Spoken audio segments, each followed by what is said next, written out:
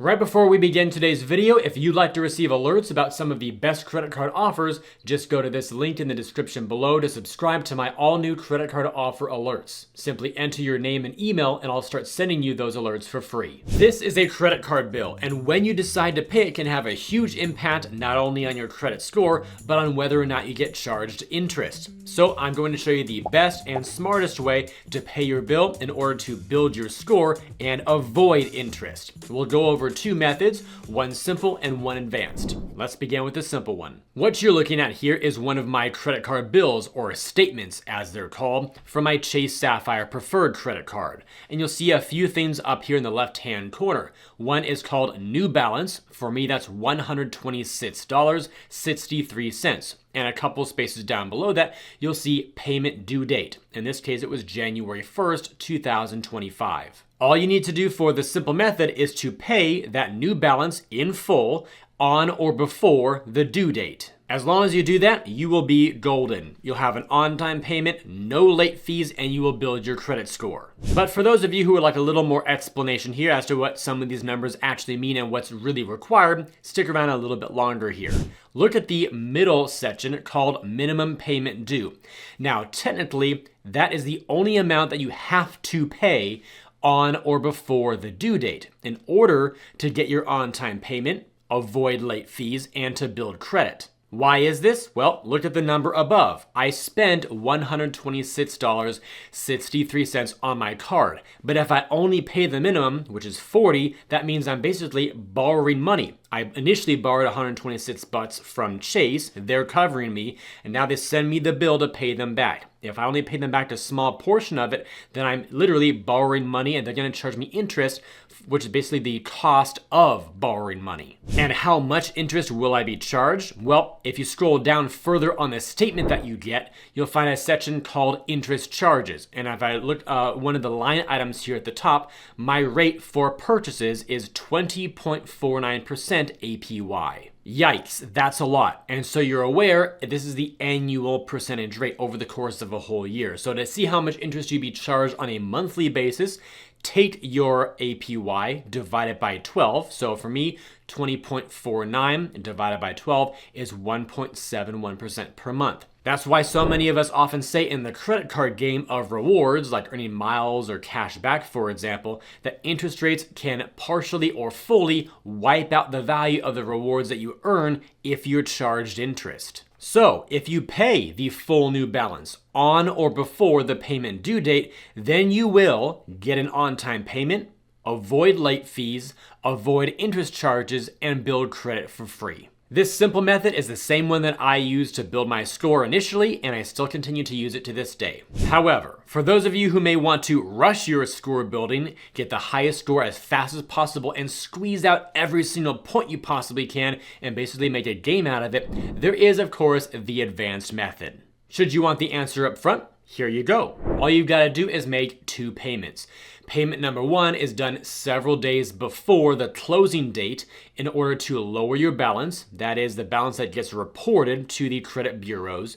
And then you make payment number two after the closing date, but before the due date passes, to pay off the remaining balance. For those of you who understand that perfectly, then just screenshot that last slide and go ahead and implement on your own. For those of you who want a more detailed explanation, I'm going to do so in 2 or 3 different ways using the same terminology, but explaining what it all means, how it works, and even giving you a timeline of how it looks visually. First though, we got to cover some terms that you have to know. The first is a billing cycle or billing period. This is the period of time between one statement and the next. They're roughly 30 days apart, and this is simply a bank's way of grouping charges together. The next term is called the opening date, which is simply the first day of your billing cycle, and that's complemented with the closing date, or the last day of your billing cycle. Finally, we have the reporting date, which is the day your current balance is reported to the credit bureaus to determine your utilization and calculate your credit score.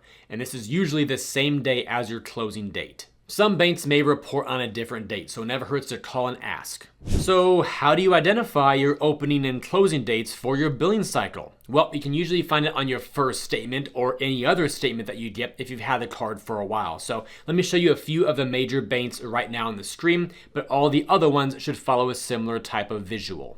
Here's a screenshot from one of my bills from Chase, the Sapphire Preferred specifically. Normally you'd see it on the top of the page, but for some reason Chase puts it lower down. So if you look down, you'll see under the account summary section, it says opening/closing date. For me, November 5th through December 4th. Your dates may be different than mine, and if you have 2 or more credit cards, each one may have a different opening and closing date too. And if you want to make them all the same, just call the bank and ask them to change it for you. For American Express, currently they just put your closing date there at the top. But if you just, go back 30 days roughly, you can pretty much deduce what the opening date would be. But if you want to be super specific about it, if you go to your online Amex account, go to the Statements and Activity tab there at the top. I got my gold card selected here. You'll see where it says Download Billing Statement, July 20th through August 19th.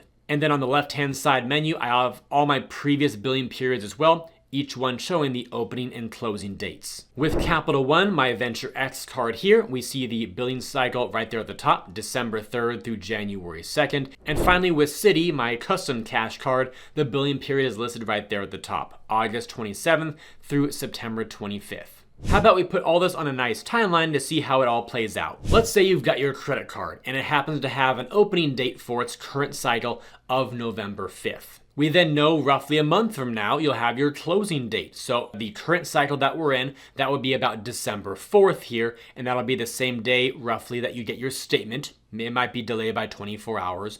And you'll also have your balance reported to the bureaus to calculate your utilization and your score as well. That's an important note right there as well. Your utilization, although you can calculate it for yourself whenever you want, the bureaus only see it roughly once per month for most issuers. They don't see your balance every single day. Finally, we have the due date. In this case here, January 1st. So that's when your bill's actually going to be fully due. So in between all this, we have our billing cycle from opening to closing, roughly 30 days. And then we also have this thing called the grace period between the closing date and the due date. So no, your bill, once you get it, is not due right away. You have a little bit of time to actually pay it. Again, about 3 weeks or so. And no interest is being charged with most cards, either during the billing cycle or during the grace period. That's why credit cards can often be viewed as like a 30 to 45 day loan that you then pay back once that period is over. Once you go beyond the grace period, in other words, you're going to pay late, that's when interest charges begin, and same with late fees and perhaps other penalties too. But what happens when your billing cycle closes out? Can you keep on using your card? Do you have to pause it all? Does interest get charged, or what goes on here? So let me illustrate that even further by first showing you what we just went over, just kind of organized slightly differently here. We've got the same dates here for the opening, closing, and due dates, but note here on December 4th, that's when the closing date occurred, your balance also got reported, and you received your bill. But the immediate next day, which in this case would be December 5th, you can still use your card, but if your statement's closed, where does the transaction go? Well, it goes on the next billing cycle. So opening date B in this case for the next cycle begins. We then have a brand new billing cycle starting of roughly 30 days. So we then have closing date B for the next cycle on January 4th. And then that cycle will have a new due date on February 1st, due date B. I'll also point out here that on closing date B, that's when your balance gets reported again. So kind of zooming out here with a bird's eye view, notice opening date A and opening date B, November 5th, December 5th, roughly a month apart.